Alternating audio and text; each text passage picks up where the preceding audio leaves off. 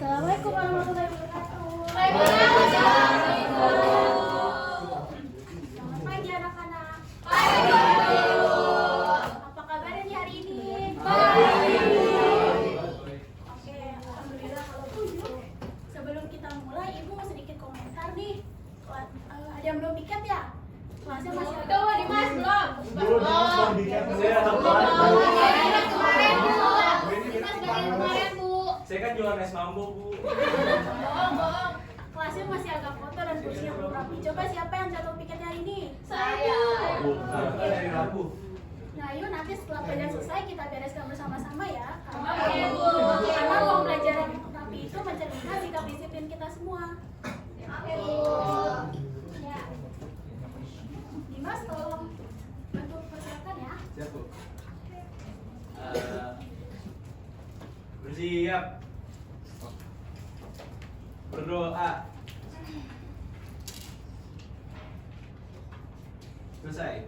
Memberi salam. Assalamualaikum warahmatullahi wabarakatuh. Waalaikumsalam warahmatullahi wabarakatuh. Terima kasih Dimas. Selanjutnya, Siva boleh tolong minta kehadiran teman-teman. Boleh, Bu.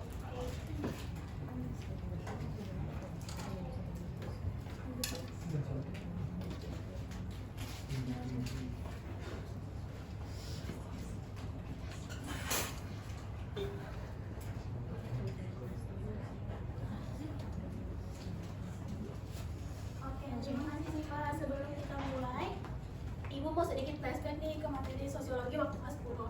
Siapa yang masih ingat kalian waktu itu belajar apa aja?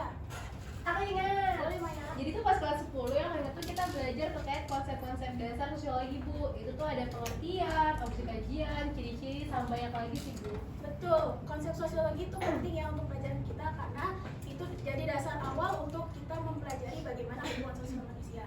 Ada lagi? Saya. Oke. Jadi kemarin juga kita belajar tentang lembaga sosial, Bu. Nah, lembaga sosial itu seperti sistem yang mengatur nilai dan norma. Contohnya itu kayak keluarga, sekolah, agama, ekonomi, dan politik kayak gitu. Oke, terima kasih mungkin. Nah, kalau kalian perhatikan itu lembaga sosial sebenarnya muncul karena hasil dari interaksi manusia. Jadi lembaga sosial dan kelompok sosial itu saling terkait satu sama lain. Kalau kelompok sosial itu adalah tempat di mana kita berinteraksi, sedangkan lembaga sosial itu yang mengatur interaksi kita supaya kita berjalan dengan tertib dan sesuai dengan nilai masyarakat. Oke, jadi kita hari ini akan belajar kelompok sosial. Sebelum lebih jauh, Ibu mau tanya dulu nih. Menurut kalian, kenapa sih kita selalu nyaman berada di dalam kelompok daripada sendirian? Aku mau jawab, Bu. Boleh naik. Soalnya kita bisa saling mendukung, bisa ngobrol dan merasa nggak sendirian, Bu. Betul, karena kelompok bisa memberikan rasa aman, identitas, dan dukungan emosional.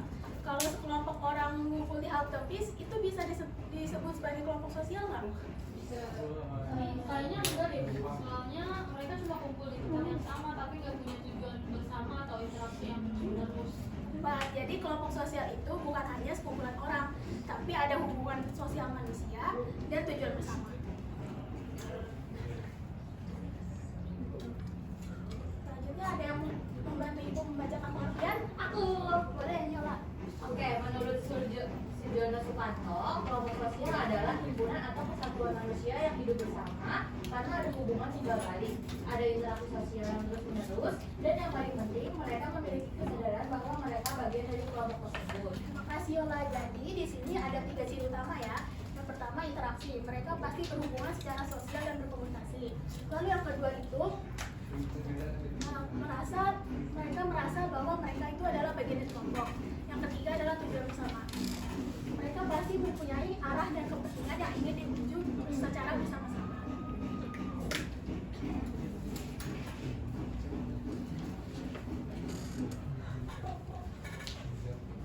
Nah, contoh gampangnya itu adalah keluarga, kelompok sosial, komunitas olahraga, atau organisasi di sekolah seperti OSIS.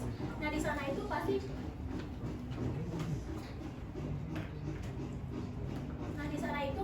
para anggotanya melakukan interaksi, mempunyai tujuan bersama dan merasa menjadi bagian dari anggota kelompok.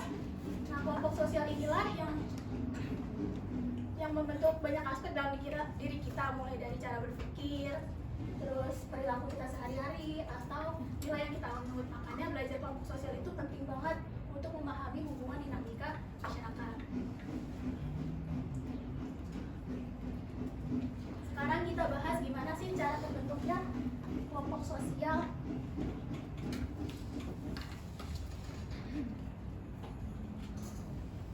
Yang pertama ada teori kotak sosial. Kelompok terbentuk karena orang-orang itu sepakat untuk membuat untuk hidup bersama atau bekerja sama. Contohnya itu kelompok ronda atau organisasi RT. Lalu teori yang kedua itu hasrat sosial. Namanya makhluk sosial itu pasti kan butuh interaksi ya. Jadi mereka itu punya keinginan alami untuk bergaul. Contohnya cari teman ngobrol, ikut kelompok belajar, atau nongkrong bareng. Lalu yang ketiga itu teori kedekatan. Kalau kita sering ketemu orang di satu tempat, misalnya teman atau tetangga, itu pasti kita akan sering berinteraksi, makanya jadi akrab. Lalu yang keempat itu teori keseimbangan. Orang-orang yang punya minat atau sikap yang sama itu pasti akan lebih mudah mencari kelompok karena mereka tuh satu frekuensi. Contohnya pecinta musik atau kelompok diskusi yang punya pandangan serupa. Lalu yang terakhir ada teori alasan praktis. Kelompok itu bisa terbentuk karena kebutuhan, misalnya butuh keamanan, ekonomi, atau bantuan sosial. Contohnya itu koperasi, kelompok tani, atau kelompok kerja bakti.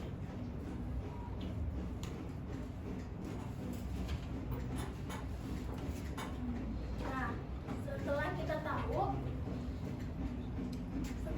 tahu proses terbentuknya kelompok sosial, itu sekarang ada jenis kelompok sosial. Coba menurut kalian, keluarga sama OSIS itu sama nggak sih?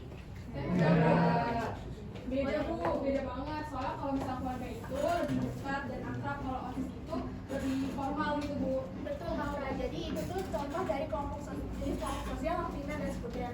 Kalau primer itu cakupannya lebih kecil dan sempit, tapi dekat secara emosional. Contohnya keluarga, teman akrab atau sahabat. Kalau sekunder itu cakupannya lebih luas dan besar, tapi tidak sedekat kelompok primer. Contohnya itu organisasi sekolah, seperti OSIS, kelompok belajar, atau panitia lomba. Selanjutnya ada jenis kelompok paguyuban dan patentayang. Siapa yang pernah dengar istilah ini? Oke, jadi paguyuban itu dasarnya adalah kekeluargaan dan emosional. Contohnya keluarga, arisan, atau warga RT. Lalu yang kedua itu patentayang. Patentayang itu kelompok yang sifatnya lebih ke formal dan punya tujuan, seperti koperasi, organisasi sekolah, atau kelompok bisnis.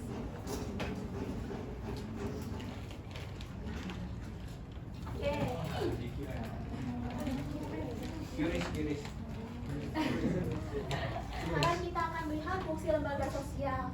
Ibu sudah menyiapkan satu video singkat. Kalian bisa scan QR code ini lewat HP kalian masing-masing ya. Kita nggak nobar Bu. Oke, silakan disimak videonya.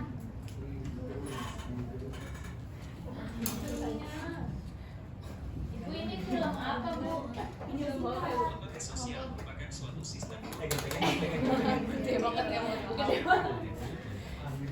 manusia dan sosialnya dalam kehidupan sehari-hari kita melibatkan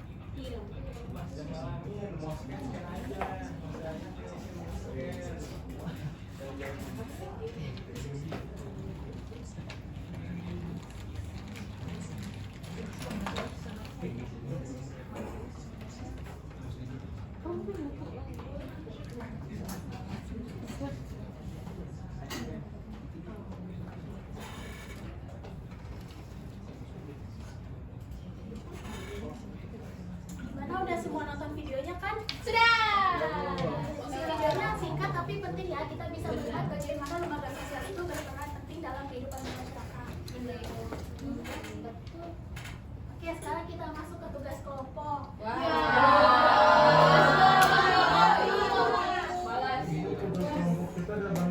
Ibu tadi ngomong lagi. Iya, Bu. Saya pernah di PA kelompok tahu Bu. Iya, Bu. Iya. Aku soalnya ada ekskul cheerleader. Saya nggak pas. Tolong, Coba lihat, coba perhatikan gambar di samping ini kan kelompok gede bakti ya. Pasti ada dong di sekitar kalian. Nah, kira-kira di mana Bene?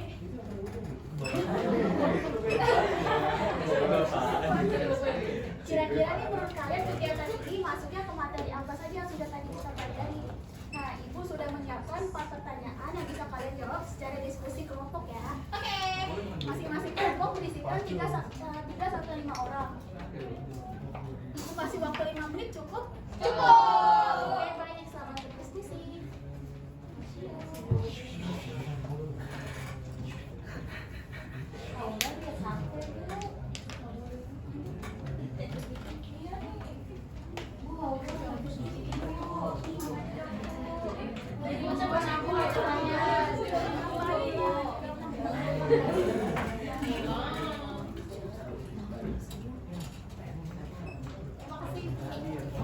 Ayo dia nanya. Itu boleh ada bibliotek AI. GPT.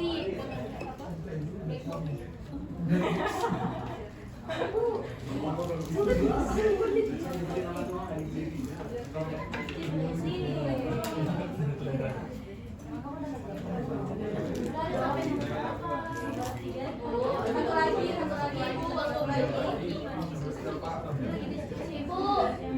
Ibu Dimas bau ketek bu. Sama semua dia. Bener gitu ah. Gua persingking. Udah hari Minggu.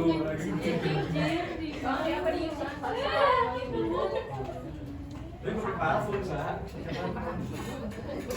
Udah mau overthinking. Jelek gak apa-apa sih. Prinsip kok gitu aja. Udah selesai belum? Oh iya, maaf. Bentar lagi Ibu. Mas nomor berapa nih Mas? Saya nomor 3 bu, masih gaib. Baik.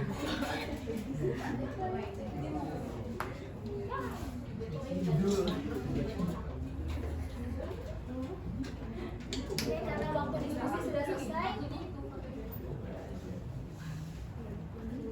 Sekarang waktunya untuk presentasi kelompok.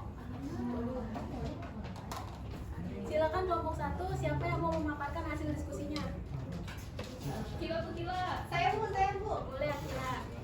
Jadi untuk pertanyaan pertama itu kan berdasar gambar di samping kelompok usaha apa yang ditujukan. Nah, menurut kelompok kami itu kelompok warga masyarakat yang tinggal di lingkungan yang sama dan melakukan kegiatan berbakti. Ini juga termasuk kelompok sosial pengajar lingkungan bu. Terus kalau untuk pertanyaan yang kedua itu jawaban dari kelompok kami teori alasan praktis bu, karena kelompok ini terbentuk untuk tujuan menjaga kebersihan dan juga keamanan lingkungan secara bersama-sama. Nah, kalau misalnya nomor 3, kelompok kami berdiskusi jawabannya itu untuk membantu menciptakan lingkungan yang bersih dan sehat serta memperkuat interaksi sosial antar kelompok. Nah, kalau yang terakhir itu tuh RT RW bu, karena sebagai lembaga sosial kemasyarakatan tingkat lokal yang sering berorganisasi kerja bakti warga. Bagus, kelompok 1 beri tepuk tangan dulu dong. Jawaban kalian sudah tepat dan runtut. Sebagai tambahan, gambar di samping ini juga memunculkan nilai gotong royong dalam yang merupakan norma sosial dalam lembaga kemasyarakatan. Nah, hal ini tuh menunjukkan kalau kelompok sosial bukan hanya menjalankan fungsi praktis saja, tetapi juga memperkuat nilai budaya yang ada di dalam masyarakat.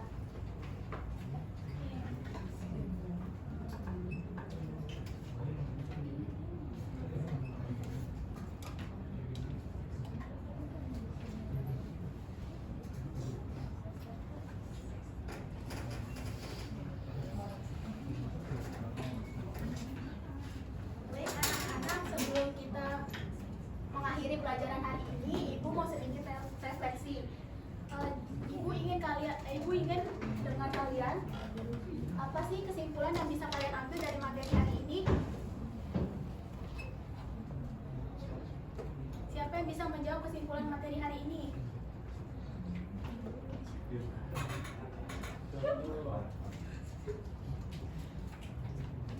Ayo Sisi.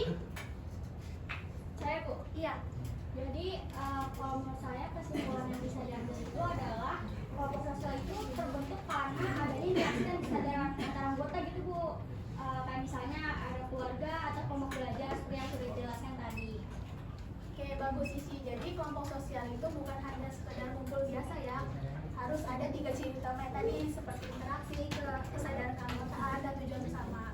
Lalu siapa yang bisa menyebutkan apa saja fungsi dari kelompok sosial? Saya Bu, Boleh naik. fungsi kelompok sosial itu bisa mempererat solidaritas, menyelesaikan masalah bersama, dan juga jadi tempat belajar norma dan nilai masyarakat Bu. Betul sekali. Nah, sekarang kita ke peran lembaga sosial. Kenapa sih peran lembaga sosial itu sangat penting untuk kehidupan bermasyarakat? Saya mau coba jawab Bu. Jadi lembaga sosial itu penting karena membantu mengatur kehidupan masyarakat Bu. Nah kayak bidang ekonomi, bidang hukum maupun bidang politik, biar masyarakat tuh bisa teratur sama tertib Bu kalau di lembaga sosial. Luar biasa. Jadi kesimpulannya, kelompok sosial dan lembaga sosial ini saling terkait satu sama lain dan punya hubungan kayak sangat berperan dalam kehidupan bermasyarakat.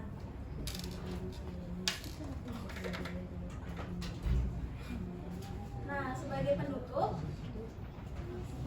sebelum pulang Ibu mau kasih kalian bekal. Bubur ayam. Tapi bukunya berupa tugas mandiri. Gampang. Jadi kalian bisa mencari satu paragraf esai yang dengan tema peran lembaga sosial dalam mengatur keteraturan masyarakat. Dikumpulkan minggu depan ya, boleh ditulis tangan atau diketik. Oke Bu. Untuk minggu depan kita belajar dinamika kelompok sosial ya. Oke. Sebagai penutup, Dimas boleh tutup? Ya, Bu. Bersiap. Mari teman-teman sebelum kita istirahat, ada baiknya kita berdoa bertanggapan rutin masing-masing. Berdoa mulai.